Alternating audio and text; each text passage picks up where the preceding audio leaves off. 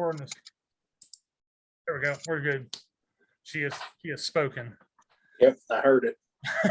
All right, guys.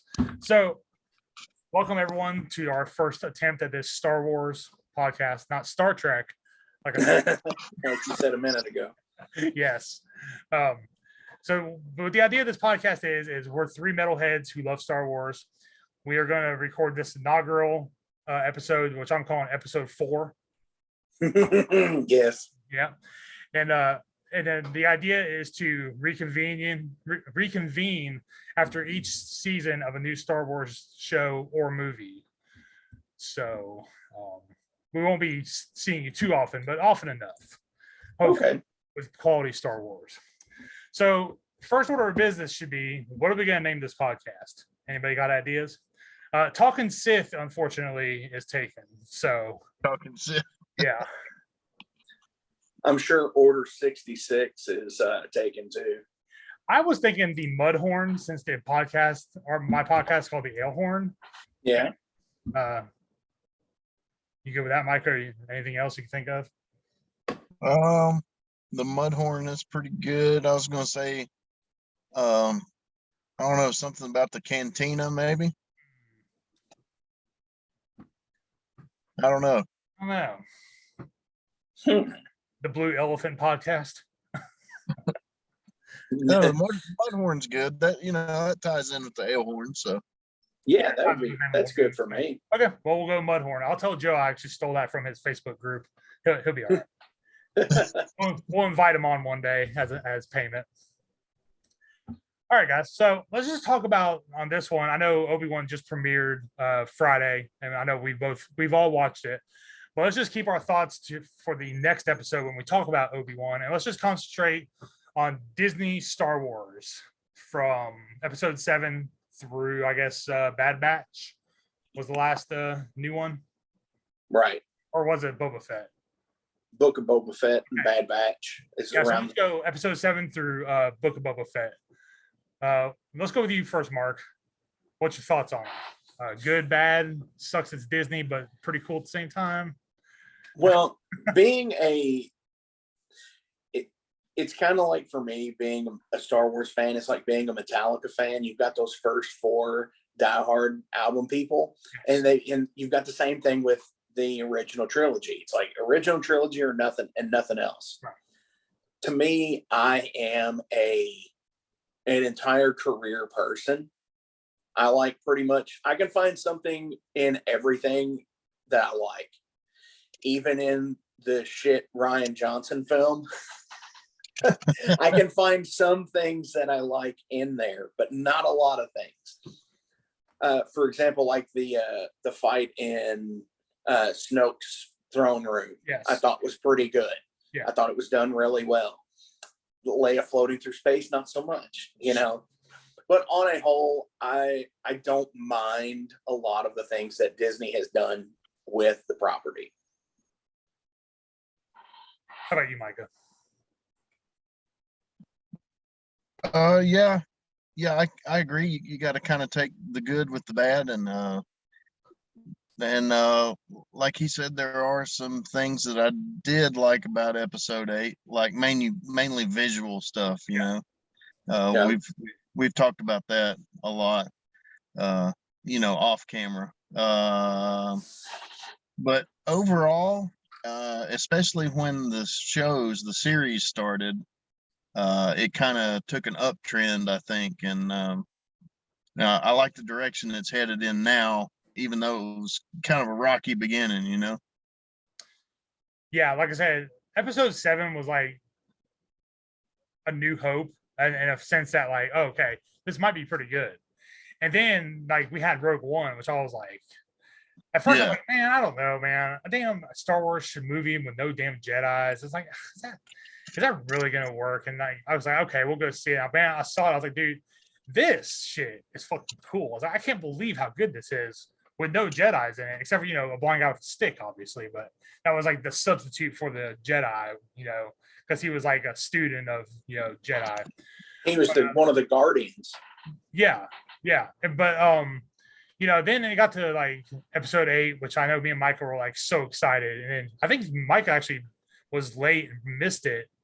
And I had to go see it myself. And I was like sitting there, I was like, what the fuck is going on with this shit? Yeah, What is this I'm watching? Like, like Luke just throws the damn lightsaber over his shoulders, like, fuck it, I'm like, I don't know, man. This shit is not going the way I planned. And then, like, Leia floating through space, jumping the hyperspeed for like 40 feet to drive a ship into another ship. I was like, man, come on with this shit, And then it was like, they killed Snoke, and there was nobody knew anything about him. They never explained nothing. And then by the time I got to the Red Planet, I was just kind of done. I was like, I don't think this is going to be very good going forward. So episode 9, and then Solo came out, and I was like, I really don't think they need a movie about Han Solo, considering I know everything about him already, just from the cantina scene in episode 4. I was like, right. I know he did the Kessel Run 12 parsecs, Less than. he's with Chewie already, blah, blah, blah, blah. And like they just kind of like explained everything that I already knew. So I just thought Solo was boring, even though I thought it looked good and there was some cool stuff in it. I think what they should have done with Solo, instead of making it a movie about young Han Solo, is making a movie about the cartel and have Han Solo as a character in it, instead of focusing just on Han Solo as a young person. I think that would have been better. It would have been more interesting, And then episode 9 came out, and I really don't even remember much about episode 9, to be honest with you, because I just watched it once. I was like, eh. But when I first saw the trailer for the Mandalorian that was bootlegged, I remember showing Micah. I was like, dude, look at this shit, man. This is what Star Wars should look like. And it was a bootleg copy, and it was like gritty and dirty. And I was like, man, this looks fucking awesome. I hope this is real. And everything that was in that bootleg trailer was actually in like the first couple episodes of The Mandalorian. So I was like, ever since then, I was like, okay, the TV is the way to go, like for Star Wars, because like these guys are just like doing what they want. You can tell they're fans. They're not just there to have their name on a big movie like Rian Johnson, and I'd say to an extent J.J. Abrams did too. And like, dude, they're writing cool shit. They have the lore down. The dialogue is pretty much there. The look of it is intact with what after Return of the Jedi, with everything's dirty and beaten up, and everyone has scrap parts made into cool shit that functions, and the droids look cool and everything's just there. So yeah, the series I've been pretty high on the whole time since the first episode of The Mandalorian. For sure. I'll go with that too. I'm not a big fan of a lot of the animated shows personally. Yeah. Like I liked the Cartoon Network Clone Wars. Mm-hmm. Like the 28 episode, like little 10-minute episode deals, the original run of Clone Wars. Yeah. And then when they switched to like the digital animation, I was not really a big fan of.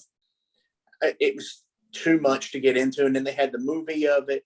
And then they introduced Rebels and all of that, where I'm probably missing a lot of stuff. And Bad Batch is drawn the same way. So it's kind of hard for me to get into it. Mm-hmm. But like, yeah, TV for Star Wars is definitely the way to go. And I think the reason why is because, over the last 45 years or so now, with episode 4 coming out, we've had a major, what is there, a 20-year break between films, essentially, overall. Just about. That, yeah, I mean, you had 83 to 97 and then that was the biggest break that they'd ever taken, really. So you have so much content that came out in those 9 films, essentially, that what is that, 18 hours worth of movie, that I think with a TV series, even if it is 9 1-hour episodes, you're going to get just as good a quality as you had with the films. Yeah. Yeah, I don't think the quality jumped off just because it's on TV. I mean, there's obviously some stuff that's like TV style of storytelling that's a little annoying, but for the most part, I mean, once it's all over and you watch it together, I mean, except for the credits coming on interrupting the flow, I mean, it's pretty much right. There's almost no interruption. Yeah. Which I'm glad that you brought that up, because I was seriously thinking about this and I was going to bring it up myself. Great minds think alike, I guess. But they do. But but before Lucasfilm was bought by Disney, at one of the celebrations, George had said that they were going to be making a live action Star Wars television show that was supposed to be on like CBS or some shit. And it never happened. And then that following year, after that debut was supposed to happen, is when they got bought out. Yeah. And I've always wondered what it would have been like had it would have been something like The Mandalorian or Obi-Wan or whatever is set to come out, would have been the idea for that TV series on CBS. There's a idea trailer that they actually filmed of that series on YouTube. You can find it. It looks like it was taking place in like Coruscant, like down in like the depths and the back alley stuff of Coruscant. But it's supposedly real. Like it's like 5 minutes of That's cool. For it. Yeah, I'll try to find it, send the link afterwards. But yeah, it does exist. It looks like it could have been pretty good, you know. Obviously, for sure. But yeah, I mean, yeah. Well, let's get Micah back in this. Like, yeah, Micah's been kind of quiet. Just listen to Star Wars talk. I'm just taking it all in. Yeah, man. So yeah, I mean, like, just what are your overall like impressions and or fears of where Disney's taking the Star Wars TV stuff? Also, like Mark said, I haven't gotten into the animated series so much. I've watched a good chunk of Clone Wars, and I watched the first season of Rebels, and I watched a few episodes of Bad Batch, and I just it just doesn't quite do it for me. Not that it's bad. I don't look at it and go, oh God, this sucks. It's just it doesn't thrill me quite like the live action stuff does. It's hard to explain. I'm not really sure why. It just hasn't captured me as much. But as far as the Mandalorian goes, I love that. And like you said, the TV format, there's going to be some small filler, from time to time, and you just kind of got to take that along with it, I think. Not that there's like whole filler episodes, there's just like a little filler here and there, like the Cara Dune episode, like, okay, that wasn't the greatest, but it's still pretty cool because it was executed well, Yeah. But so yeah, the direction they're taking it, man, I'm all about it. I'm curious to see what happens with Cassian Andor and Ahsoka. They've kind of planted all of these seeds, and yeah, and I'm excited to watch them grow, so to speak. Yeah, I'm pretty tickled with the direction it's going right now. I said I'm not, because it's like, to me, Cassian Andor was the weakest link of Rogue One. Right. And I would much rather like have wanted to see anybody else from that film, even the Imperial officer that met up with Forrest Whitaker's character. Shit, I can't think of his name right now. I would have much rather have seen a series based on him than Cassian Andor. Well, since you mentioned that, how cool would it be to have a Chirrut Imwe show? The guy with the staff. How cool would that fucking be? Oh yeah, and see, that's the whole mythos behind. And the guy who actually wrote that was John Knoll from ILM, and he's been one of the guys who has been all like since episode 1. He's been right there. He's been like the president of ILM. He's been helping out on everything. So it was really cool to know that he wrote that and included some of that original George Lucas mythos in that movie, like the Guardians of the Whills and stuff like that. That was totally cool to me. And yes, I would love to see a movie with just those guys. Yeah. The writer Yeah, of that would be Rogue One is actually wrote the Cassian show.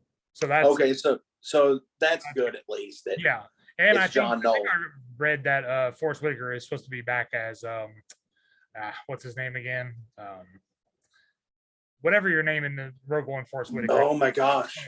Oh, why is it escaping me? What?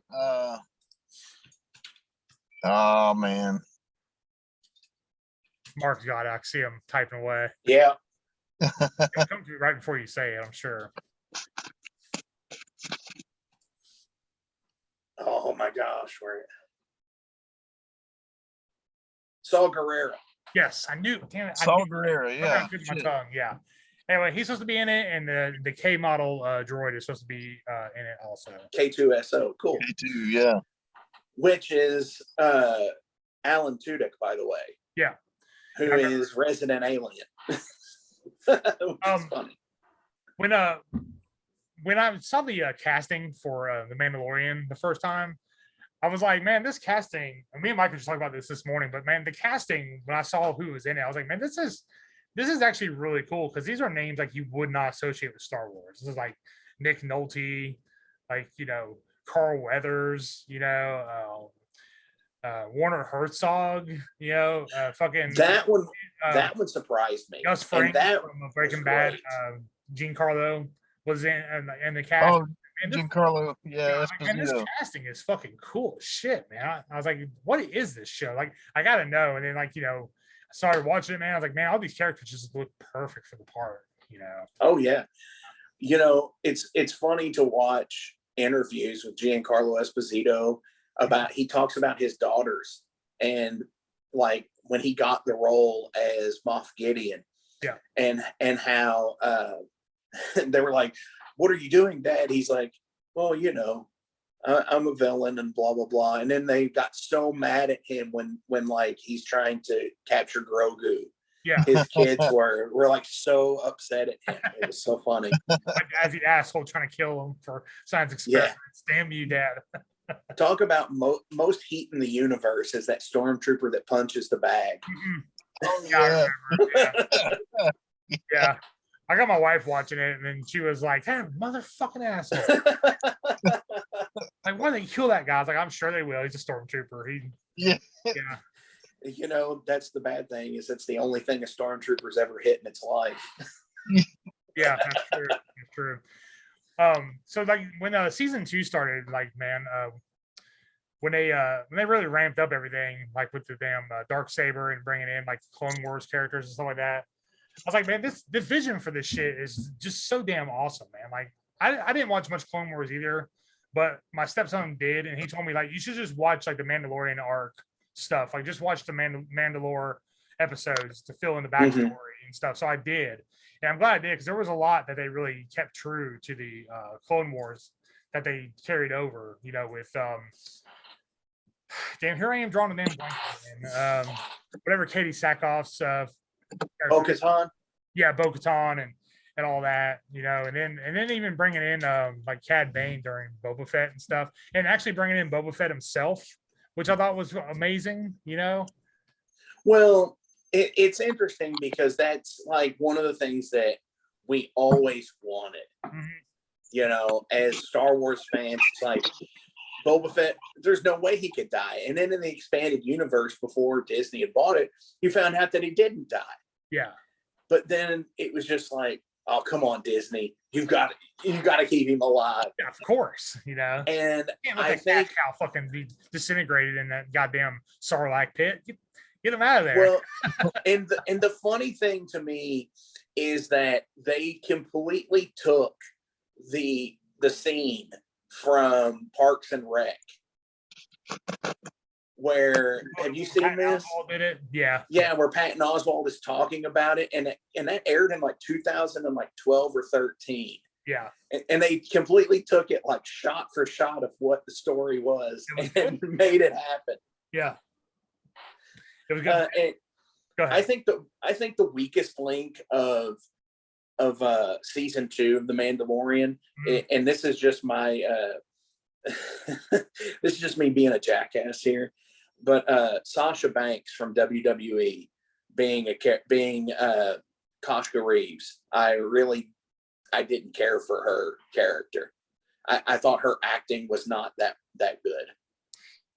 Yeah, I would say the one thing that annoys me about Disney is they try to bring in people who are like supposed to be hip and popular, and I have like no idea who these fucking people are. I'm just like, I don't know who you are. I don't like. There was a dude in Boba Fett, and his name was like Battle Cat, and everyone's like, "Ooh, Battle." I'm like, dude, I have Battle Cat. He's in my goddamn He-Man toy box. It's like, Exactly. who the fuck is this guy? Why is he so? Why is he getting Star He Wars? was one of the like the half androids. Yeah, see, it was like the doctor on Yeah, the city that they took place in.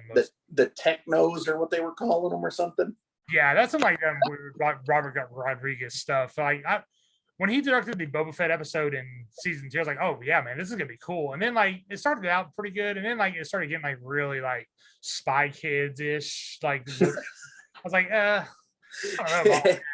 It had to get more Spy Kids rather than From Dusk Till Dawn. Yeah. Like when he brought Cad Bane in, I was like, all right, I'm fucking sold, dude. It's like you have Cad. Yeah. I hope you really didn't kill him. I have a feeling you did, but damn, dude, that shit was fucking cool as hell. When he came in and like walking down the damn dusty road to damn Cobb Vanth, I was like, oh shit. I was like, Raylan Givens is gonna have a fucking shootout with goddamn Cad Bane. Like, oh fuck yeah, I'm all about this shit, When Cad Bane showed up, I was like, oh my god, yeah, it's Cad Bane. Yeah, so cool. I really hope, and I'm gonna break the rule here and I'm gonna say it, but I really hope he is in Obi-Wan.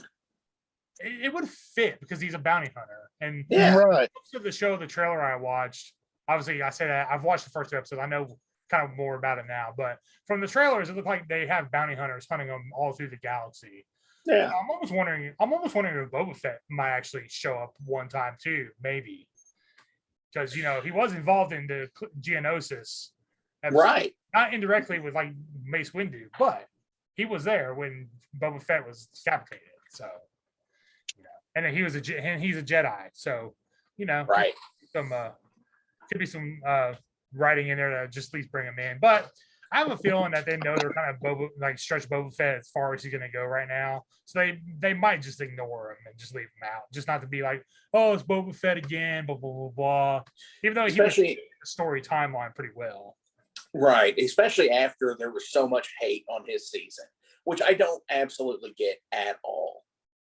Because I think his series, that limited series of whatever, I think they're actually going to do a second season. I think it was great. Yeah, I do too. Yeah, I think talked about the Robert Rodriguez finding some stuff, but other than that, right. I mean, obviously, Robert Rodriguez had a huge hand in it, but because there's just certain things that happen with Robert Rodriguez directed stuff that it's his touch. For one, Danny Trejo's going to be involved. Yeah, I forgot you said it. Yeah, the Rancor. Yeah, the Rancor. Yeah, the Rancor Wrangler, which obviously they're cousins. So of course, I mean, I think he's been in all of Robert Rodriguez's films, anyways.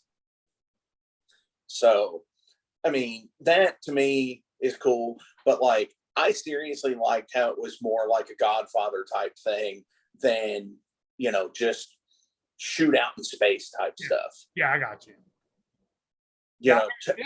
Taking the cartel. And then when the twins came in, I was like, wow, more than just Jabba. Yeah, that's cool. Yeah, not that too, but just like shit, it was I was just gonna mention it. I didn't want to interrupt you. Black Cranston coming in and stuff like that, like these other bounty hunters. Oh yeah, like the extended universe stuff. It was really awesome how they did it all, man. Like Black Cranston looked cool as shit. Like I was ready for more of them. I wish there was more of them in it, but maybe in season, for sure. Yeah. And just having the Bacta tank and explaining more about the Sand People culture. Yes, cool. Like I didn't yeah, mind that at all. I love the Sand People. They fucking crack me up. I love the grunts and the fucking screams and stuff. How primitive they are and shit. Right, and I mean, because you got to think the only real exposure we've ever had to sand people in episode 1, they were firing at the pod racers. Yep. And episode 2 was when Anakin slaughtered all of them. Yes. And what, episode 4 when they attacked Luke. Yep. Mm-hmm. That's pretty much it. Yeah, that's all. I think that's it. That's all they've been in before the Mandalorian and Book of Boba Fett. They weren't in the new trilogy. They didn't with Tatooine, except for the end. But yeah. So yeah, some people were like, kind of peel back the layers a little bit, which was nice. Yeah. And they had some of the stuff from Solo crossover, which I thought was kind of cool. It made sense with the whole Godfather cartel angle that they already had this established cartel that they brought over into Boba Fett, which made perfect sense from Solo. So yeah, I was like, the writing on this is very coherent, and with it, more you could say about 7 through 9, which was like the writing is like very good until it gets to episode 8. Then it's like, did nobody proofread anybody else's essay? Like, what's going on with this shit? I don't even know what's going on. Like, what are the stakes? What are these people doing? Who even cares? I don't know. It's like, and here's one thing that, like, there's an account that I follow on, and I have to, like, constantly, every so often I will refollow it and unfollow it just to see how they're bitching about it. Yeah. But, like, Kathleen Kennedy, I think, gets a lot of undue flack. I mean, she gets flack for some of the decisions it's made, and rightfully so, because she's head of the company. Sure. But there's certain things out there that are just like, I'm sure comes from above her even. Yeah. Yeah. And so I guess one of the things I want to say out there to people who would listen to this is, don't just take it at it's her ultimate decision, because it's not. It's still Disney's decision. Yeah. Mm-hmm. They're still gonna say, okay, well, we need to have this, try to push whatever agenda that they want to push. I would say also it's a lot of the toy makers. Oh yeah. Yeah. I mean, all this shit's made to make toys. Like, it's a whole thing, like 80s action cartoons. It's like, let's make a toy line. They don't make a cartoon to sell the toy line. That's where you get He-Man, Voltron, Mask, stuff like that, Thundercats. It's all toys that were made in TV shows to push the toys. Right. I fell hook, line, and sinker for it. Transformers, another big one. Stuff like that. So I mean, yeah, it's still going. It's just a little more modern nowadays, but it's still the same ideas. Let's make these toys and then let's put them in the movies, and then let's sell the shit out of these toys. Except for the black characters, I've noticed they're always on the damn shelf. Finn stayed on the shelf. Greef Karga stays on the shelf. Even Lando stays on the shelf. I'm like, dude, right? How can you let Lando sit on the shelf? Dude, he's so fucking cool. It's like, parents, teach your damn kids Lando Calrissian from the damn original trilogy is the real fucking deal, and it should be in every toy collection. Well, no, you're absolutely right. He should. I mean, even think of like the stuff that even like Billy D. Williams has done outside of Lando. He did beer commercials before that. Yeah. Right. And then he was Lando. I mean, he was even fucking Harvey Dent, for God's sake. Yeah, I remember that. Yeah, he was. That's right. And so much that they spawned a comic that just came out this past year, Batman '89, where they are using his rendition of Harvey Dent in that comic. Is he gonna be Two-Face? Yes. Yeah, that's cool. Yeah. Yeah, I would be all about that. I'm sure Warner Bros. Is making it right now, probably. Some multiverse shit. Yeah. Donald Glover playing a young Billy D. Williams. Oh, of course. like he did in Donald Glover, as he did in Solo. Yeah. Yeah, that's another thing. It's like, if we know where the Millennium Falcon comes from, we know he beat him in a card game. And then, there it is. Right. Plot point in the movie. It's like, but I already knew this is boring. Why did you make this movie? Why don't you make your resources something else cool? Like, the thing about Rogue One also that was so cool, besides it like working without Jedis in it, was so niche. Like, this is a story about people who stole the plans to fire the torpedo into the Death Star at the end of episode 4. That's basically what the plot of the movie is. And it worked, man. It was never boring. It was really cool, really well done. And they could have used that for Solo and done something similar with Han Solo as a character in that movie. Right. It just sucks that time machines aren't invented, man, because you could just go back, whatever you do not hire Ryan Johnson. Hire a writer, write the whole trilogy, and then hire 3 different directors like the original Star Wars trilogy was. Make sure this shit is coherent, because you have one shot, and this time machine is giving you shot number 2. And I promise you will be a hero if you listen to me and remake these goddamn movies with one writer. One writer, that's it. You know, one of the things in continuity that I absolutely enjoyed with Rogue One. What's that? What was whenever at the end of episode 4, how they were showing the computer breakdown of the attack on the Death Star, how it was like vector image because of the computers at the time in like real American society type shit, real world society shit, that they actually went back in Rogue One and did like the same thing where they had like the vector image computers and shit on the bridge, not like episodes 1, 2, and 3. Yeah, where they had like, you know, the best images and like color monitors and all of that shit, all of that stuff. So I do like the continuity of that they were using, like the Tantive 4 is still like an ancient like ship. Yeah. I mean, it's the attention to detail I'm talking about. It's like some of these writers and like directors are like, man, this is the way it needs to look, and it looks really like. Have you ever seen any YouTube videos of like comparison, like the end of Rogue One to the beginning of episode 4? Like just watch like, screen over screen. Man, it's so close. It's like, wow, this was really good. You know, the only thing about Rogue One disappointed me was I wish they would just save Vader for the very end instead of like sprinkle him in like here and there, like talking to like, you know, Krennic and stuff. Like, dude, if you would have just saved that to the end, like everyone would have been like, okay, the movie's about over. And then, dude, this door opens up and here comes this fucking red lightsaber. It was like, oh my God, this is what I'm fucking talking about, you know? But he had shown up twice before. It was like, this could have been much cooler if this was the first time you saw him in the movie instead of just like having him in the movie a couple times already. But, you know, it's still one of the best like Vader scenes ever filmed. Because man, he just fucks those guys up, man. It's so great to watch. You know, for him, it's like, God, this is so awesome, man. The back to tank scene with him, and then the where he's talking to Krennic. Which, what do you guys think about the character of Krennic? Yeah, he wasn't bad. I mean, it was cool. They had what the hell is the damn command? I'm sorry, I never should record this late at night. The Tarkin, yes. It was cool they had Tarkin in it, even though like I thought the CG after a while kind of lost its luster because it was like used a lot, you know. It'd be cooler if it was like his face was like in reflections, I think, more than just like right there in your face. Right. Yeah, using Tarkin was really cool, and he was essential to the story, obviously. But yeah, I didn't mind Krennic too bad. I mean, obviously they didn't have no plans for him because they killed him off. So, you know, spoiler. Well, I haven't watched Rogue One yet. Yeah, spoiler. It's been out for like 6 years now. Spoiler. Well, I guess what I mean by that is like when you first saw like the shadow, like the dimly lit image of Krennic, did it kind of seem to you like they were trying to push out like a seed that it might be Thrawn?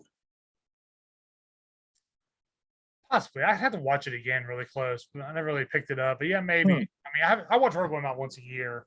I haven't watched it this year yet, so yeah, maybe. Now you That might be a good thing to do tomorrow. This is true. I'm sure it'll be on TNT. Right. Yeah. I mean, I'm seriously hoping that, like, with the Ahsoka series that comes out, like, they really do Thrawn the right way. He's supposed to be the main villain in that, right? Yes. Okay. I did read today for the synopsis that this Ahsoka series is supposed to be highly influenced from a Rebels storyline. So I might have to go back and check up on Rebels just to know really what's going on. Yeah, as far as I know, I can't remember the main character of Rebels, where at the end of the series they Ezra Bridger, I think it is. Ezra, yes. How they at the end of the series they go to the into light speed to the outer reaches of the galaxy stuff to get lost, and he's supposed to come back from there. Okay. Thrawn is Nice. And which would be totally cool if they still incorporated stuff like Heir to the Empire and The Last Command and Dark Force Rising, that series with him, Yeah. with Timothy Zahn series. It would be so cool if they could incorporate some of that. Have you wondered why they never really hired the writers of those EU books that were so revered? I mean, doesn't it seem kind of odd that they just like they ignore these guys? Well, for the longest time, Timothy Zahn was the only actually Lucas licensed author. He was like official. Yes, Okay. he was an official author. I mean, because you got to think that the original before Disney picked up Lucasfilm, the original stories of 7, 8, and 9 were those 3 stories: Heir to the Empire, Dark Force Rising, and The Last Command. So, of course, everybody wanted that, but George decided to do the prequels because that's what he wanted, which no fault in there.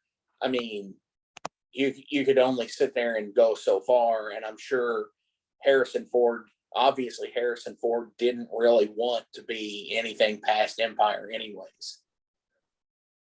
Yeah, I've heard that he's been rooting to kill off Han Solo for a long time now. Yeah. I heard. I thought it was kind of weird. He showed up in 9. I was like, really? I was like, I don't know. I thought it was kind of strange, like to show up after knowing that he really doesn't like playing a character. He comes back anyway. It was like, okay, whatever, And it's funny because it's pretty much the exact same dialogue he had in the one scene in 7. Where when he gets killed. Yeah, like I said, I've only watched 9 once, so I don't even remember what he said really. But didn't he say like, "Hey, son," or something like that? Yeah, something like that. Hey, kid. Hey, kid. Yeah. That's one of my favorite things that Mark Hamill has ever done. By the way, have you ever seen him do the impressions of Harrison Ford? I haven't. I have. He's like, "Hey, kid, it's not that kind of movie." It's too good. It's too good. Well, I was going to ask you guys, since you don't really watch the animated stuff, did either one of you guys watch that anime series? Yes. Visions? I was going to say that. Yes, because that's the only animated stuff that I've actually really liked. Yeah, well, I didn't like all of it. I thought some of it was a little boring, but I will say the first episode was done in like some old, like probably like 1940s Japanese animation technique. And man, the samurai that's a Jedi in that episode would be a really cool character to bring in the Star Wars somehow. Like that shit was really cool. I like the story. I like the way it looked and everything. But some of them were pretty weird. Like there was that like punk band on Tatooine that Jabba was going to kill the bass player or some shit. Some weird stuff, man. I was like, some of this shit's bizarre as hell. But that first episode of Visions, if nobody's watched it, that's worth checking out just for that alone. It's really cool. Have you watched any of it, Micah? I haven't seen that. Yeah, it's an anthology series. Nothing really has anything to do with anything in Star Wars. It's just locations and characters and like random stories. It's not really considered canon. I don't think of any way. So it looks pretty cool that you look like you're in like the Millennium Falcon cockpit there. I am. Yeah. We're traveling at we're traveling at the speed of light right now. So yeah, I see the light keeps going out. It's pretty fast. Damn it. You're good. I totally get the reason why you're in there too. Don't think it's lost on me. Yeah. Trying not to wake the little one up. There you go. Poor little one. Wake them up. Yeah. So, what do we think is going to happen for Mandalorian season 3? Like, who's going to be the bad guy? Will Cad Bane return? Hopefully, maybe. Go ahead Um, with it, Micah. I think reluctantly he's going to have to deal with Bo-Katan Yeah. quite a bit. That'll probably be like the big arc, you know. Yeah, I'm curious to see how that and Giancarlo is going to come back. Obviously, he's still alive. It's Moff Gideon. Yeah, you know he's pissed off. He's his pride was hurt, Yeah. and yeah, you know he's going to come back for vengeance. Weird Luke Skywalker will reappear in season 3, or do you think that ship has sailed now? I hope we see a little bit more of him. It's like I don't want to see too much of him Yeah. because I don't want the like awesomeness to wear off, you know. Yes. But I think I hope that we'll see a little bit more of him. Like maybe he comes to check on Grogu here and there. Right. Like give some good wisdom, some tidbits here, you know, some good But don't force. forget when when Boba Fett turned into the season 2.5 of the Mandalorian about halfway through somewhere, the Grogu left Luke, so obviously he didn't choose the Jedi path. So I don't know if Luke will still, be checking in, because he's Well, pretty yeah, strict, on the his whole no attachments thing. All right, and he'll be busy building his temple. yeah. So I don't know. don't think he A will. little bit of him. Do you think it's that ship has sailed now and we're done with? I think we're done with Luke for that. If anything, I think we'll get another involvement with Ahsoka. Mhm. At least as it comes closer to setting up her series. Yeah. Something maybe this is a way to bring out her series this time. Maybe this is a way where they can introduce Thrawn. Yeah. Before bringing him into the Ahsoka series, which would be totally cool. Yeah. I think Thrawn has to be done right. Like the right casting has to be done. I don't think that it can be anybody. It can't just be anybody, is what I'm saying. And I think probably the best casting would be Jeremy Irons. Oh, that would be cool. Am I right on that? Is that who played Lucius Malfoy? Jason No. Isaacs, I think. Jason Isaacs, yes. Yeah. Sorry, Jason Isaacs. Yeah. The guy who played Lucius Malfoy, he played did he play Cornwallis in The Patriot? Mhm. I think he has always had this sinister, evil, like streak as a good evil actor. He would totally be the perfect Thrawn.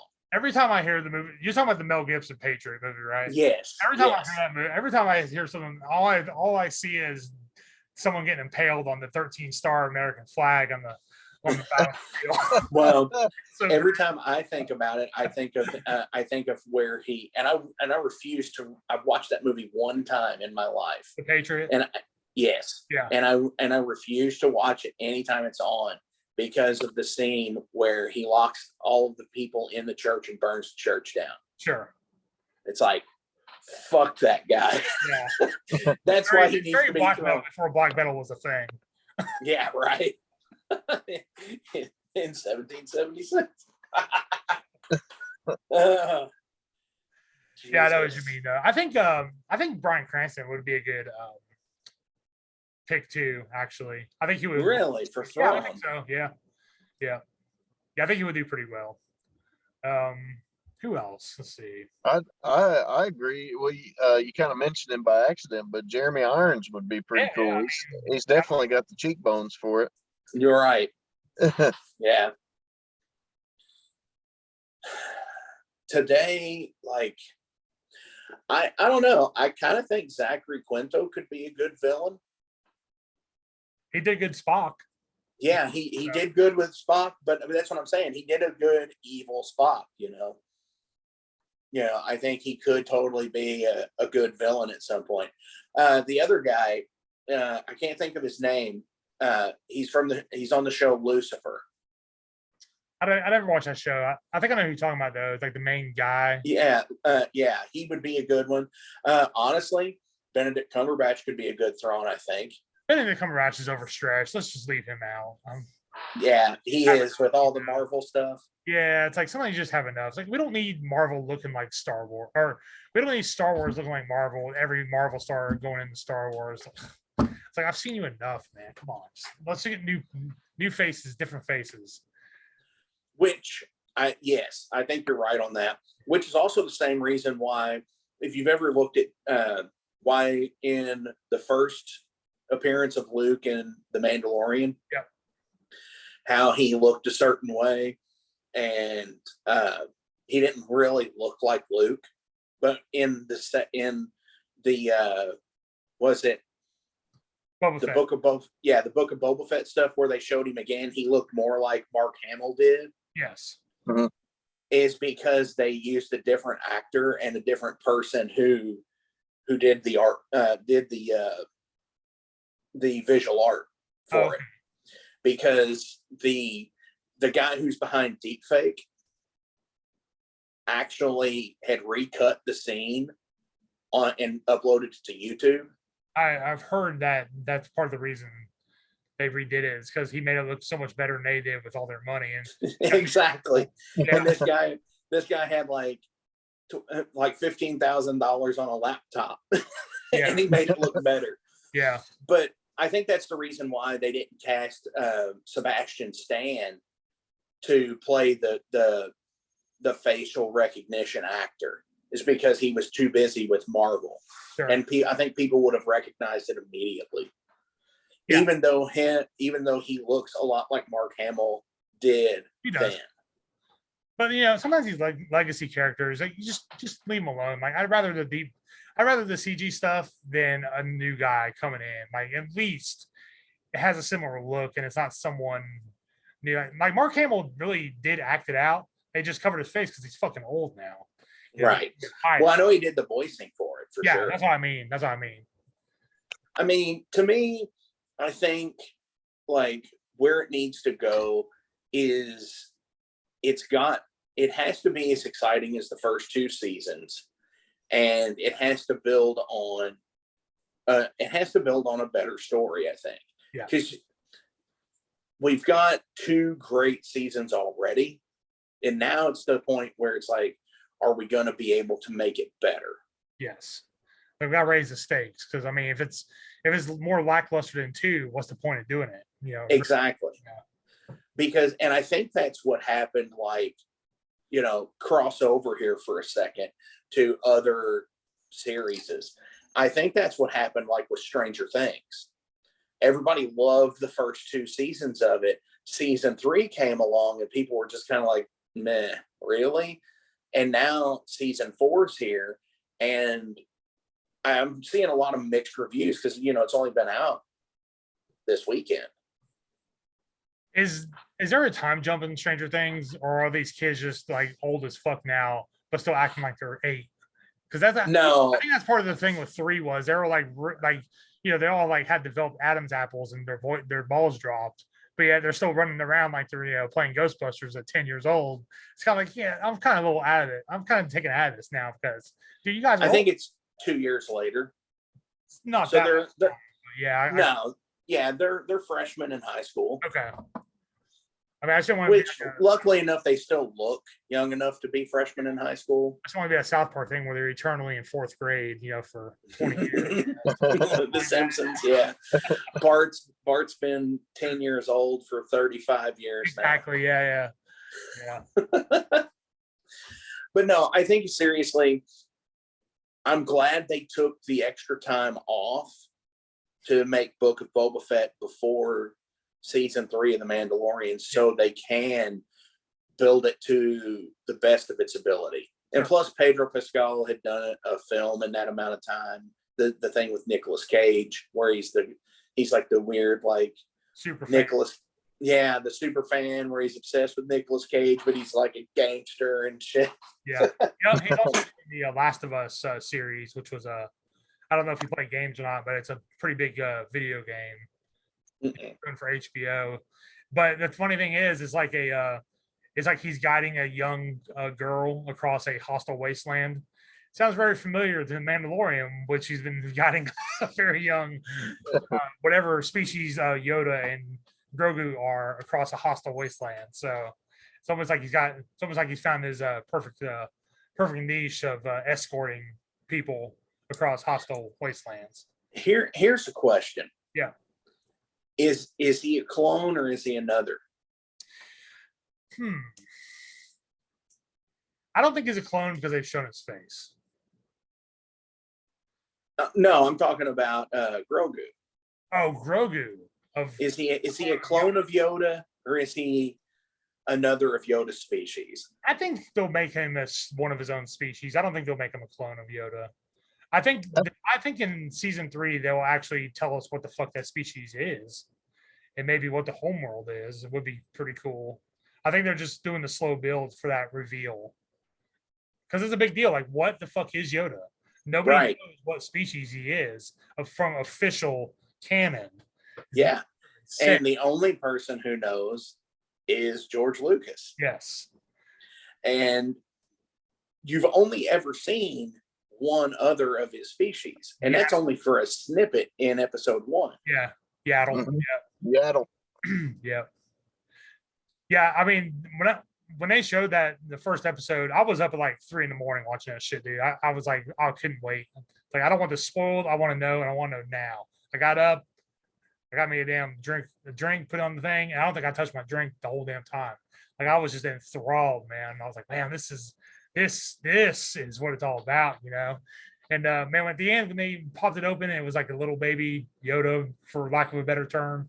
I was like, whoa! I was like, that's fucking cool as shit.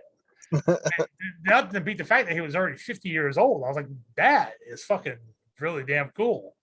Right. And they had episode 2 like 3 days later, which was nice, you know. And then, man, I was just like hooked from then on. I was like, this shit is amazing, you know. Like, you going through, getting attacked by the damn same species as Bosk was, the lizard kind of bounty hunter, having like the damn client, and like having, you know, more Grief Karga, you know, and stuff like that, man. The stormtroopers look cool. They were all like dirty and beat up, you know, menacing stuff. And yeah, it was just like, I'm all about this, man. So I my only regret about it is my dad isn't alive to see it, because I think he would be like the same, like, wow, that's some cool shit. Like, I'm glad I'm alive to see this now, you know. But he didn't have to see the travesty of the sequel trilogy. At the same time, maybe a blessing also. I don't know. So yeah. Well, let's change gears real quick. What do you think about the music for the new series? I think the Mandalorian stuff is pretty cool. I kind of like the weird kind of synth stuff they do. You know, the kind of swirly synth sound they do. The flute kind of stuff, the wood instrument kind of. Yeah. I especially love the theme song of the Mandalorian. I think that's really cool. Yeah. And I mean, Boba Fett's was cool too. The boba Fett. Yes. You know, that shit's pretty cool. Very tribal stuff. Yeah. Yeah, I agree. Yeah. In Obi-Wan so far, I mean, it's pretty cool. It seems like they're kind of trying to get back to more of the old school symphonic stuff, and the score is not quite as good as. Is it John Williams? So I think he did. What I read was John Williams did a Obi-Wan theme, but there's a composer that does the score, another composer that does a score. Mm-hmm. So it's like 2 different people, but I think John Williams just contributed like one song. Well, it would be Obi-Wan's theme from the original movie. But I know episode 9 was his official retirement. That's what I read. He was done with Star Wars. But then I read like he was back for the Obi-Wan theme. So that's kind of weird, but I don't know. Maybe he just like added a little bit to the theme or something to make it a little bit longer. I don't know. But I guess we're kind of getting off topic of, because we're not supposed to talk about Obi-Wan. You know, it's hard. Right. Well, first 2. For me, I've really enjoyed the music from all of it right now. Yes. Because I always used to take like a tape recorder and put it up next to the television speaker to record the audio from the movie, so I could, like, when I went to bed as a kid, I could listen to it. Nice, nice. And just because it was so cool, Yeah. it's just, and it was not just the music, it's everything involved with it. It's, the steps from, like, the spur sound when, like, Boba Fett walks, or whoever, Boba Fett, the Mandalorian, when they walk, they have like a spur sound on their boots and stuff like that. So the music to me is just a bigger vessel to the dialogue. Yeah. That it builds that tension in the scene and stuff. And like when Vader's doing the force choke, how it gets that low rumble in the speakers and stuff. It's totally cool. So yeah, overall, I think they, between like John Williams and Ben Burt over the years, and to the new group of people doing it, they're pretty much untouchable. Yeah, I think the new music is really, really good. Like I watched the whole credits just to listen to the song, like at the end. Yeah. Like the Boba Fett, like not Boba Fett. Well, yeah, that too. But the Mandalorian has the art book kind of feels like what they were showing for the ideas. I really like enjoy looking at that stuff because it's so interesting. Like some of it's a little bit different, from what the finished product was. Sorry, but I just like watching it, and in the music, you're just kind of like into it. It's like, man, these credits are like 3 minutes long, dude. Like they play the whole song. I listen to it like every Friday morning or Wednesday morning when it came on, And Boba Fett was the same, dude. I really liked the chant, but I noticed the last episode of Boba Fett, the chant actually expanded the whole chant. I never noticed that before. It was like Boba Fett, Fett, Fett, and then the ones were just like Boba and then like something else. So they kind of like opened up as the series went on to like play the actual theme at the end, which I thought was kind of cool. I picked up on it at least. So yeah, I like the music. I think it's really cool. It's different, but it holds its own, and it's very Star Wars at the same. There's a lot of different instruments that they didn't use in the original trilogy. It wasn't like an orchestra, just kind of like 3 or 4, instruments, kind of some wood instruments, some stuff like that. So along on the same lines, I want to ask you guys, what do you think about, okay, so the original trilogy was very much all practical effect. Yes. There's barely any CG involved. Let's say barely any CG when it first was made, not the special editions. Right. Taking that out of the equation. And obviously the prequel trilogy is almost all CG except for like the actors and shit like that. So with the TV series and everything now, what do you guys think of the way it looks? I think that the new TV series look really close to the original trilogy, but still modern. Like the aesthetics are there. I think a lot of it is practical. And I know they film on like 3-dimensional screens, which like they just like beam the whole scene onto like a big circle, and the actors are actually interacting in that circle. So like there will be like people walking by in the background, stuff like that. But I think a lot of the stuff is practical that they're doing. I think it looks really good. Like really, like the crate worm, I thought looked amazing. Yeah. Yeah, I think I like the way that they're blending the two. I love that they're using actual makeup and prosthetics and stuff for all the aliens, and I love that that they are using practical effects still. I think it looks really cool. Some of the green screen stuff is, well, I'm getting too far ahead back into something that we're not supposed to talk about yet. But 5 weeks. 5 weeks. Yeah, 5 weeks. But I think my light went out on me again. Okay. I think yeah, I love the way that they're actually using practical effects now. And through Rogue One, you saw some of that stuff too, and damn it, yeah, I love the practical effects that they're using, blended with the CGI. I think it gives it a really cool look. Yeah, I do too. I think they're using miniatures in space for ships again. Right. I think a lot of the Jawas and stuff are just actors. Yeah, the Jawas are great. And the same people, the same. And yeah, I mean, everything like it's all like my favorite, like third, fourth rate characters are like getting like bigger roles. Like, man, even the Sandcrawler in like the second or third episode of Mandalorian when he scaled it. I know that was all CG, but it looked really fucking good. It looked like it was done with miniatures almost. Yeah. Yeah. I watched like sure. of that first season, so I know how they did it. Like they actually projected it onto a wall and then had like a stunt guy climbing the side with a rope. So it was like a video screen. He was like just climbing up the video screen and could like reach out, throw people out, and stuff like that. So the way they're interacting with CG is like very hands-on almost. Right. But the money that Disney has, they can like just pump it all so much money in to where it looks real.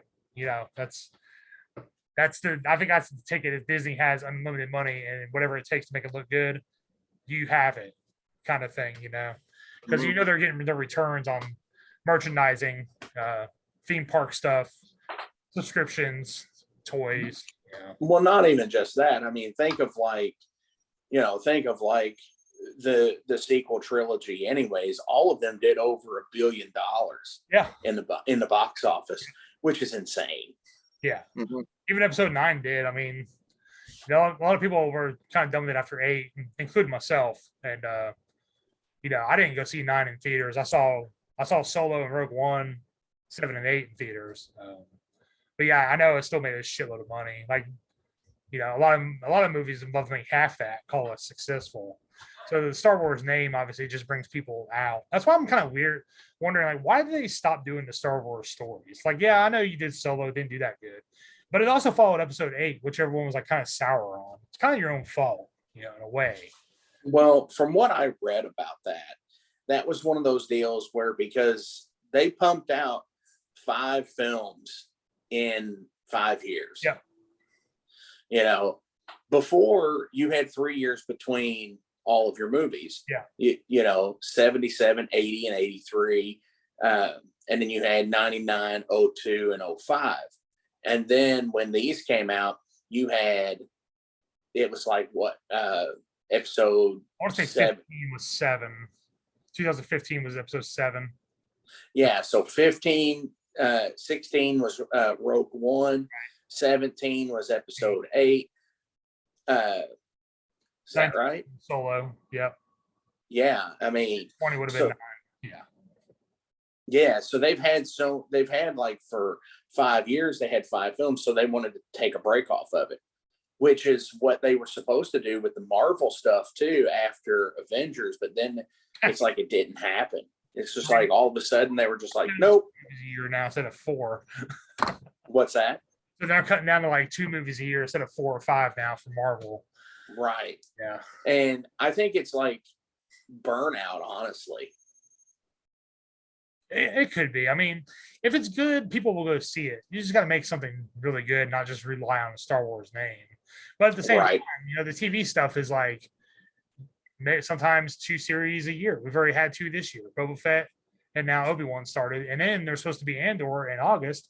And then I think Bad Batch is still coming on in the fall. And they're supposed to be doing another Visions, which might be on this year. So that's like 5 series. I thought The Mandalorian season 3 was supposed to be out in December. 2023 now, February 2023. Oh, okay. And then, also there's another series they announced called Skeleton Crew, which I don't know what that is. Coming next year too, and Ahsoka is supposed to be next year. So that's 3 series next year already. So, yeah, I mean, like if they keep it quality, it's okay. But as soon as the quality starts to go down, I think they need to listen to fans and just be like, okay, we should just do like 1 a year. Like let's make it something to look forward to in the fall or around Christmas, and let's just stick to this plan because we're oversaturating the market again, a la Marvel And you see how everyone's kind of like Marvel series, like, I'll watch it if I'm bored, kind of thing. Yeah, that's how I've been with their series too. Like I watched the WandaVision series and it was okay. Yeah, it was But an then, interesting like, concept, but after it was over, I was like, right. yeah, And then Falcon and Winter Soldier I thought was terrible. it was boring. Yeah, Boring as shit. that was awful. First episode And was that amazing. turned I was me like, wow, I off. put money in this, and then it's like, where'd that money go? This is boring as hell. Right.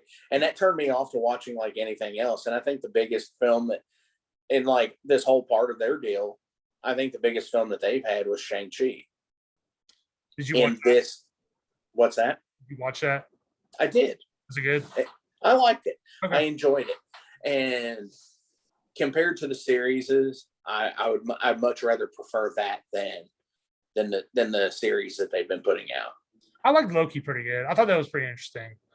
Moon Knight is kind of, I don't know. It's got some cool action stuff, but it's very weird. Like it's very mental But- health oriented kind of storylines. Like, is the guy crazy? Is he not? I don't know. Well, but sorry to interrupt, but I will say this: it's the Benedict Cumberbatch thing for me. He's overexposed. Yes. I did not need to see Oscar Isaacs in that series Right. because I just saw him in 3 Star Wars films. Right. You know, not to mention he's also Apocalypse in the X-Men Apocalypse movie. I forgot that movie existed. Thanks, Mark, for reminding me about that. Thanks for ruining your night. Yeah. And he was in Doom. He was in What's Doom. that?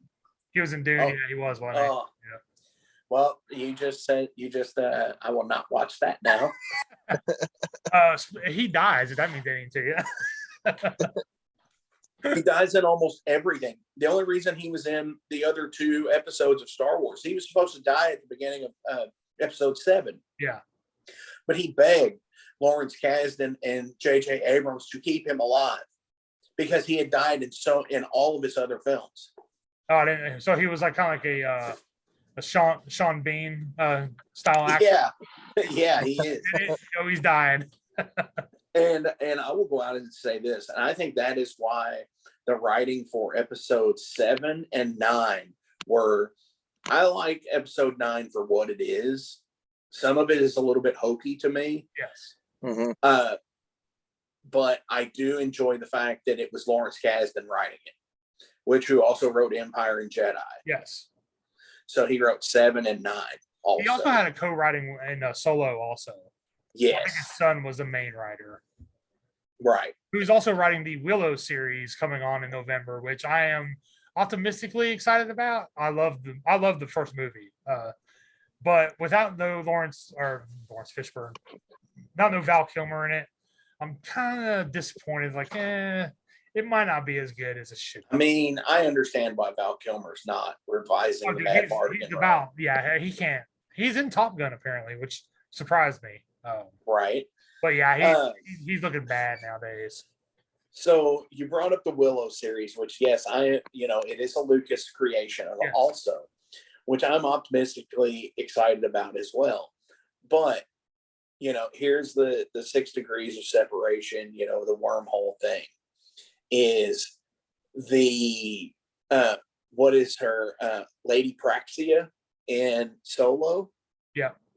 The snake-like alien in the cartel Uh-huh. totally reminds me of the 2-headed dragon thing in Willow. Oh, okay. Yeah, I can see that. And when I saw her in the Solo film, I was like, that's kind of like the thing in Willow.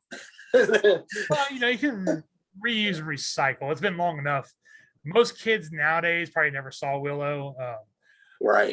My dad came home drunk one morning with a burned VHS tape and made me watch it like 4 a.m. on some random morning. And I'll never forget him. I'll never forget watching it for the first time. It was amazing. But now it's like fantasy is kind of getting run into the ground. Like you have, So Lord of the Rings was like 2001, it was really good.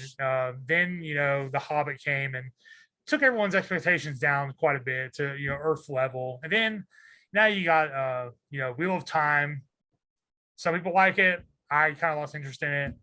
Obviously, Game of Thrones, everyone compares everything to now, which is kind of boring because Game of Thrones wasn't the first fantasy series by any means. Then you got The Witcher, I think, and then you got the Lord of the Rings show coming on, which I think I'm done with that shit already. I haven't even watched it, but from what I've read about it, I'm just like, these writers, man, they just don't understand source material. It's like they don't have any rights to the Silmarillion or anything from the Second Age. They're just like filling in gaps from shit in the book, in the Hobbit and Lord of the Rings books. They're just making up their own stuff. So apparently Galadriel was a warrior queen, which obviously never happened in any of the books. But they just made it up. I'm like, that sounds ridiculous. Fuck this shit already. I'll watch it for production value because I want to see what $10 million an episode looks like for an hour. I'm curious. And maybe it'll be good. I don't know. But from what I've been reading, these writers are just like, we're gonna out Tolkien. I'm like, you can go fuck yourself. How about that? So and I mean, the thing about it is now is like, I don't even know if they're going to will they even be able to get the rights to anything else outside of the Silmarillion or anything? No, I think Warner Brothers has a lot of shit locked up. I think they're just working off plot holes or like backstory in the 3 books and the Hobbit. Because first of all, I can tell these guys don't understand anything Middle Earth. Because why is this show called The Lord of the Rings? The Lord of the Rings was a specific time period that was written in a self-contained 3-book volume. There is no more Lord of the Rings outside Lord of the Rings. It's not called Lord of the Rings The Hobbit. It's not called The Lord of the Rings The Silmarillion. It's just Lord of the Rings. Fellowship, 2 Towers, Return of the King. That's it. Why is this show called Lord of the Rings? It makes no sense because it is not Lord of the Rings. It is in a different era. It's in the Second Age. Lord of the Rings is in the Third Age. Right. Just consult with some fucking experts, for God's sake. Stop thinking you know everything because you don't. Is it still Peter Jackson's? No, it's not. It's all okay. Different people and stuff. Yeah. The only thing I think that has in common is it's filmed in New Zealand, and I think Weta Workshop is working on the special effects. Okay. Yeah. So at least they're going to get that same bit out of it, which, Yeah. But then that takes me back to the Willow show. It's like, it's almost like you're here a little bit too late, Willow Ufgood. Sorry, but it might not be a reception you're expecting because, dude, you're honestly like the 7th or 8th major TV fantasy series in the last 5 years. Yeah. Plus, and with another Game of Thrones show on the way next year, that's going to be like you're thrown up in every comparison conversation again. And yeah, it's kind of like I'm glad you're here, but man, you missed the party, dude. Right. Yeah. I mean, at this rate, we should just have some more Ewok shows. I am not a hater of the first Ewok movie. As a matter of fact, for all you YouTube viewers out there, this was my original piggy bank from the Return of the Jedi from 1983, officially licensed. There's even. It even still has money in it from 1983. What? It even has money in it from 1983. It probably is, to be honest with you. But yeah, this is like the real deal, man. Let's see if it has a. Yep, 1983 on the bottom of it. So, it's as old as I am. Oh, dude, this thing would probably crack if I dropped it. It's just like hard plastic, but. There's probably. Have you emptied it out ever? Oh yeah, I'm sure I did many times when I was younger, buying some dumb shit. But yeah, it'd be funny. Those things are sometimes they're like a time capsule. There. Oh, it sounds in the headphones like a lot more than that. It sounds kind of heavy. Let's see. Watch it be like a Goonies treasure map or some shit in there. I bet you like 7 cents in there. Yeah, it's all pennies. Maybe some wheat pennies in here though. Yeah, it's about probably about 11 cents. Nice. Which is what episode 8 is worth. Yeah. That's how I would have paid Ryan Johnson and made that piece of shit movie on my dime. I hope he fucking gets a whole blue milk and fucking chokes on it. What was that? Luke Skywalker still doing the pole vault over a fucking canyon to suck a fucking tit. of blue milk. Like, what No, that was where he was fishing what with is the weird like yellowfin tuna. Yeah, it was just bizarre to say the least, but oh well. It's done. There's nothing I can do about it. So well, let's do some really quick lightning round stuff I've had wrote up for you guys. All right, All I'm right, excited. so this is a question for both of you. So just I guess Mark go first and Micah. Best prequel movie. Episode 3. 2. I'm What? People hate 2. I like 2. We've argued about this many times. People hate 2, but Yeah. I like it. Well, I don't like 2 because I think Hayden Christensen's Mannequin Skywalker acting it. oh, so bad. Mannequin It's so fucking Skywalker. bad. Yeah, He's like, it I is pretty bad. love them.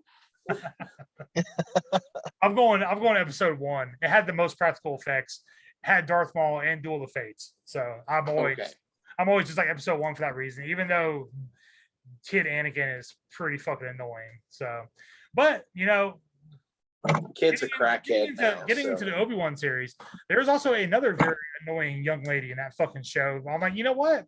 Maybe that's done on purpose because Anakin was so damn annoying in episode 1. I don't know. Possibly. Hey, mark my words.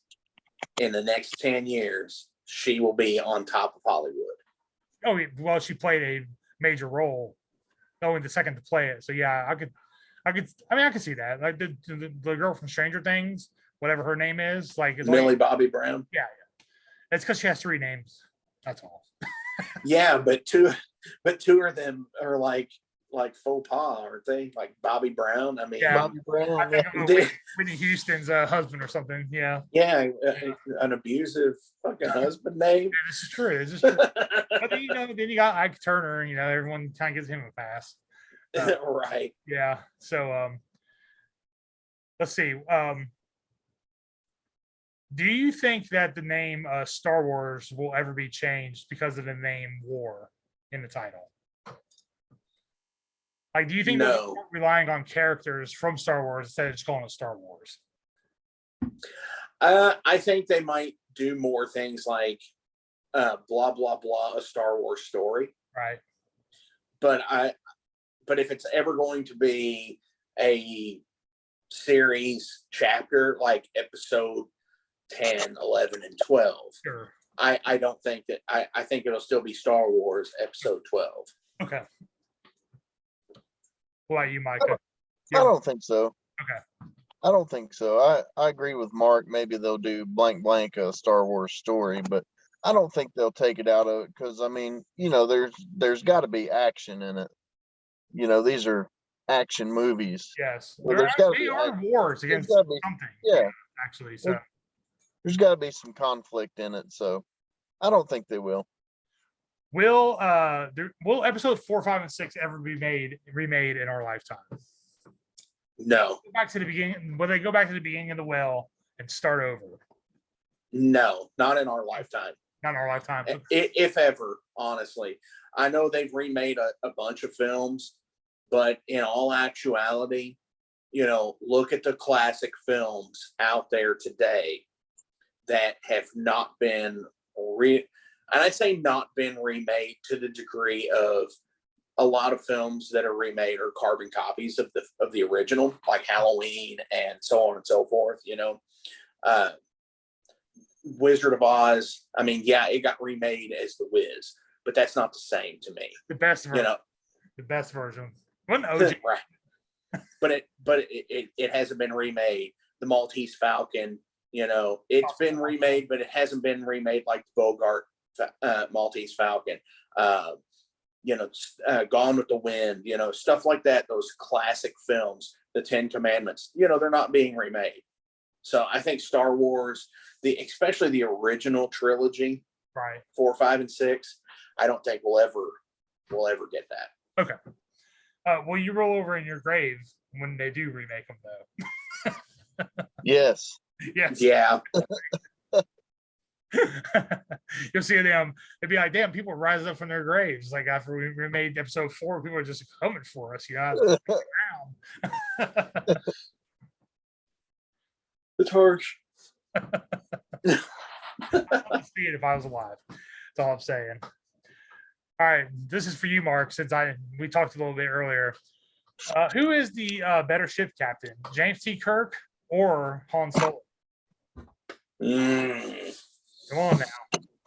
Don't be scared. People can't hear you through the screen. Only comment. Jean-Luc Picard, actually. Oh, Jean-Luc Picard. Okay. Well, that one won the answers, but okay. See? Okay. Kirk and Solo to me are pretty much the same. All right. The reason why is because they're both shoot from the hip fucking captains. Yes. And they would get in the pants of any alien that they could. Yes. Okay. Now, so they're not really that far off from one another. So where I would say Picard is because he actually approaches things from a level-headed standpoint and uses the I'm the motherfucking captain and this is what you're going to do only when it needs to be done. Gotcha. Mhm. So I would say that I would go with Kirk over Solo because of one reason. Kirk's actions affect hundreds of people on his ship. Han Solo, Yeah. you're only killing off Chewie and maybe Luke, Leia, and Obi-Wan in episode 4 or Right. Lando. So for stakes of other people's lives purposes, I'm going Kirk / Picard because he has the same issue. Right. So yeah, that's what I'm going with. Get, What about, because they're floating cities essentially. yes. What about you, Micah? Who you got? Well, I'm a Jean-Luc Picard fan too, so I'm gonna go with Han. Oh, all right. Well, let me throw this one at you. What's more impressive, passing the Kobayashi Maru or doing the Kessel Run in 12 parsecs? Less than 12 parsecs. Yes. Less than 12. Sorry. Sorry. He did pass the Kobayashi Maru. Yeah, Han Solo never heard of the I mean, Kobayashi Maru, so it's impressive, but I mean, he was dodging space octopuses and shit. So yeah. I think it's the Kessel Run for me. Really? I saw Yeah. the Kessel Run in Solo, and I didn't think it was that impressive, to be honest with you. The Kobayashi Maru is just a test, though. Yeah, well, it's an impossible test to pass, yet it was passed. So, Right. all right. Well, let's go.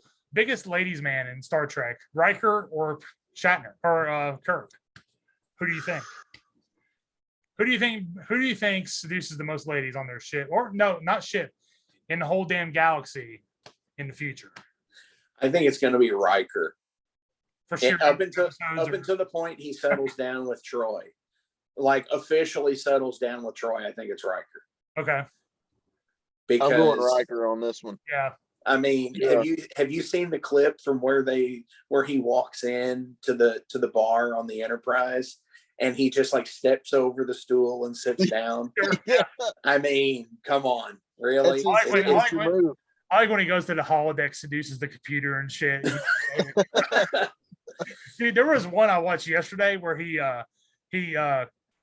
volunteered to serve on a Klingon ship for like an internship. Yeah. He was like sitting at the mess hall, and like the two Klingon women were sitting there, and one of the Klingons like, oh, she's likes you, and the Klingon lady's like, I'm gonna come back for him later, and then he's like, one of the Klingons said something, he's like, how about I just take both of them tonight? And then that one like looked at him, and he's like, oh shit, he's like, was she serious about coming back to take me tonight? Because he was like, I don't know if I can handle this shit, but yeah, he's like, I'm just seducing Klingons and shit, it's so great, man. I love Riker. Do you remember when like the USA Network got the rights to Star Trek: The Next Generation? No, when I watched it, it was in syndication. Like it came on like my local Fox channel, like 7:00 on a Sunday. Or okay. So I never had cable out here because I lived pretty far in the boonies at the time. The boonies have gone away now. I'm pretty technologically okay now, but so yeah, I used to have to watch it on like Fox at like 6:00 on a Sunday. Nice. Yeah, so they used to play some like ridiculous like commercials for when they got the syndication on USA Network. I believe it was USA, it might have been TNT, I don't know. But it was one of those cable channels where they had the two Klingon women that you're talking about in the scene. And one of the guys in the scene with it, like, goes, "So, would you?" And like, and it's like, holy shit, they're playing that on TV. Like, I was hilarious watching it because like, man, they're really like getting like suggestive, like for like it's essentially like a PG-13 or PG family show, basically. Right. Talking about like having threesomes with like two alien women and shit, like being dominated by them. So I was like, well, what the hell? This is crazy. And they're just like laughing about it, like, yeah, high five, Well, I know in one of the episodes they talk about, like, Worf talks about like Klingon mating rituals and stuff like that. Yeah. It's interesting. Well, here's just like a off the cuff question. Who would you rather have for like co-pilot, Worf or Chewie? Because Worf, looks like he's a pretty good time. Or Chewie doesn't even speak English. For me, I think I would have to have Worf. Yeah, at least he talks. Well, I mean, but he's extremely logical. He's not just going to go ripping my arms out of my sockets just because I won. Yeah.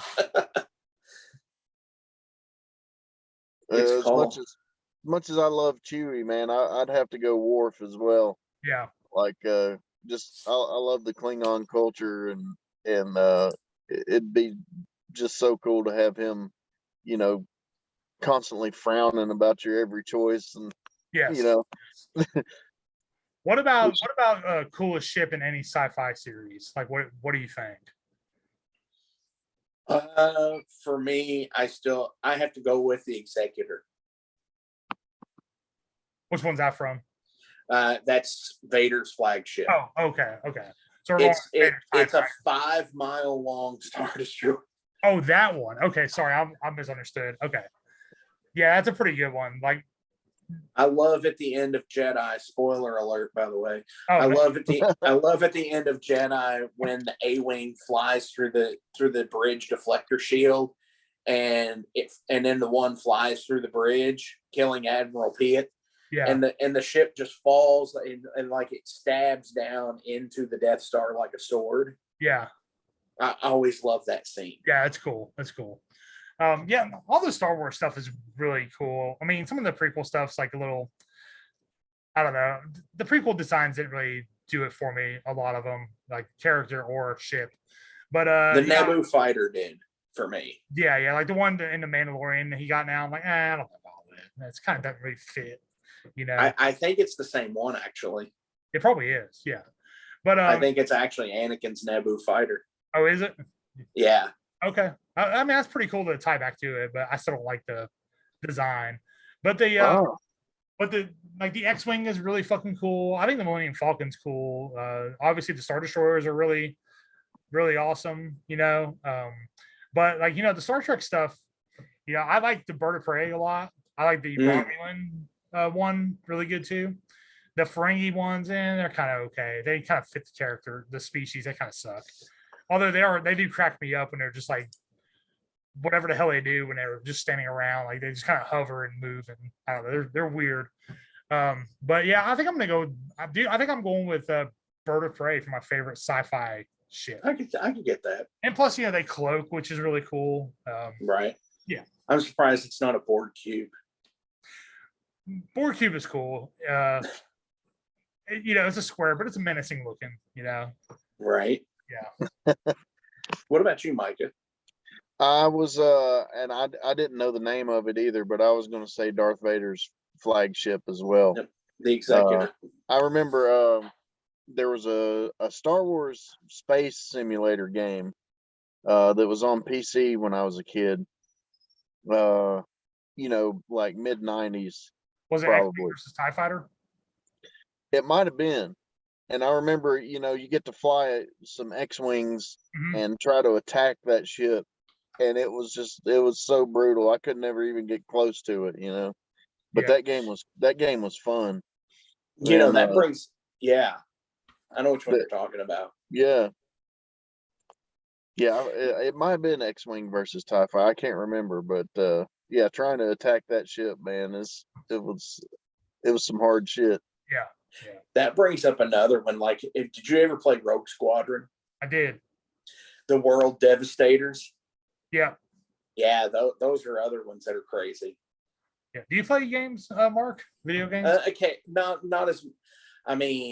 anymore. If I do, it's like I'm playing Switch over at a friend's house. Okay. And we're playing like classic arcade, like still old NES and SNES games. Gotcha. I didn't know if you had played like Fallen Order, like any of the newer ones. No. Okay. Because I think the Fallen Order stories are going to start tying into the newer shows also. Probably. Yeah. So there's like, so I think actually one of the androids was actually in, I want to say Boba Fett or Obi-Wan. I can't remember which one now. That's cool. I think one of the designs actually made it into the show.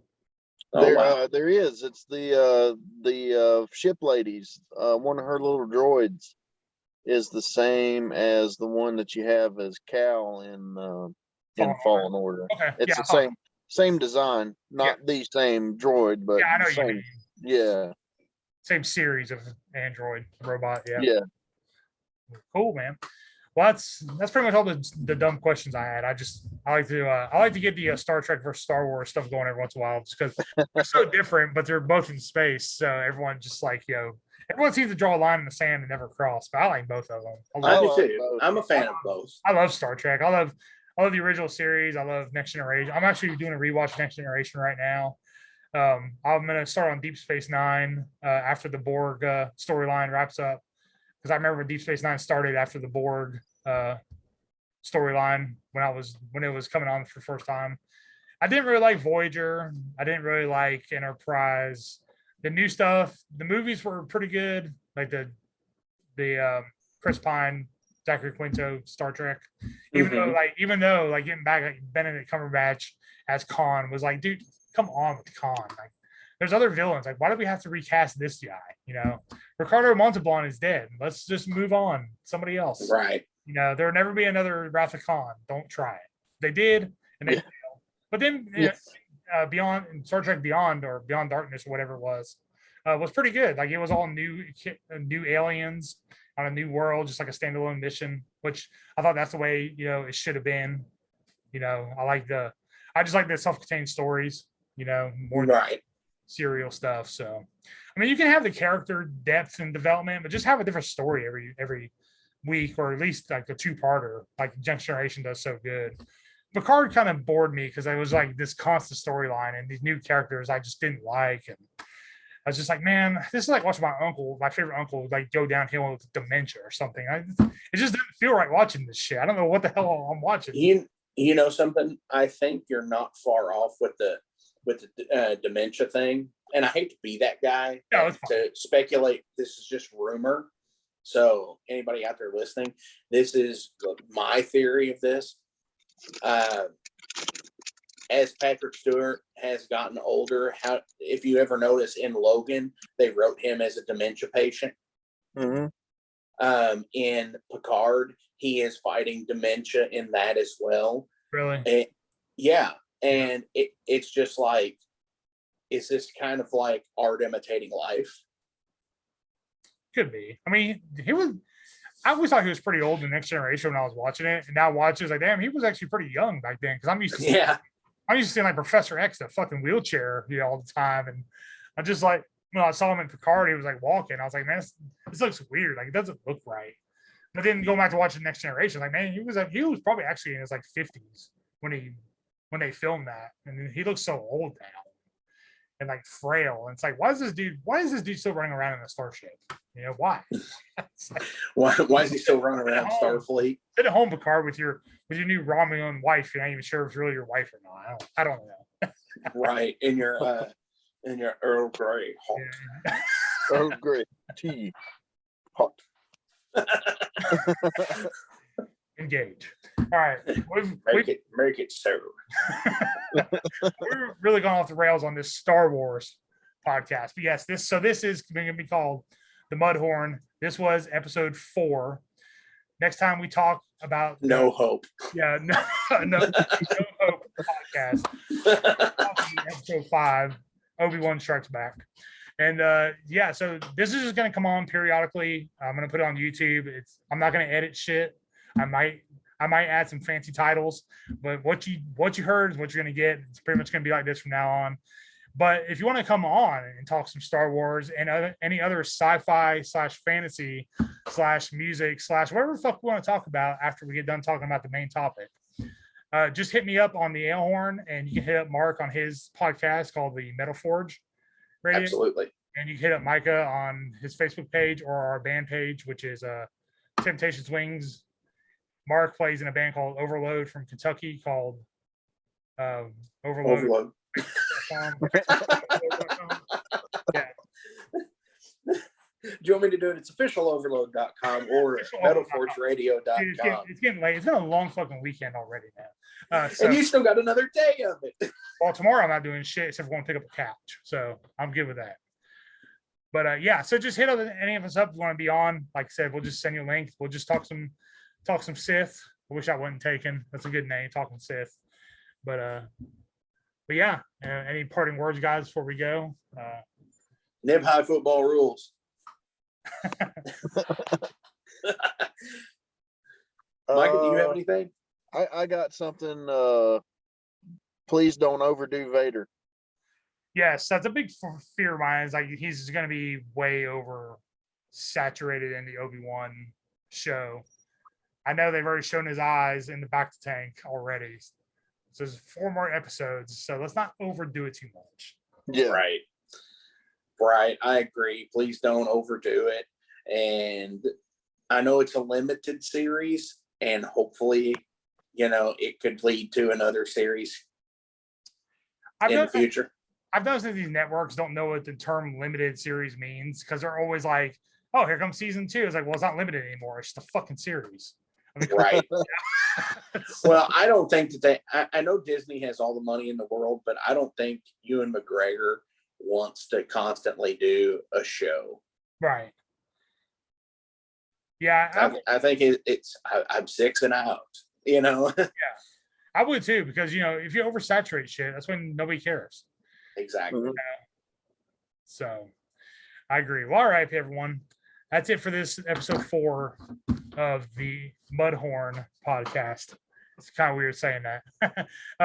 The audio will be up on Spotify in a few days if you want to listen. But yeah, just check us out on YouTube. I'll put up the link on our respective podcast channels, social medias and such. And hell yeah. Man, thanks for coming on so late. Sorry I was delayed. Family sometimes doesn't care about your important plans like Star Wars podcasting and such. So right. Kids are like, what? Fuck you. I want my juice. I want it now. Stuff like that. Nice. All right, guys. Well, see you guys in a couple of weeks. About 5 weeks, we'll reconvene here and talk some Obi-Wan. Hopefully, sounds good. Hopefully, we like it. So far, so good. But we'll see. A lot can happen in 4 more episodes. So you just never know with some of these shows. So. Right. All right, guys. We'll take care. We'll see you in about 4 or 5 weeks and talk some Obi-Wan. Cool. See ya. See you guys.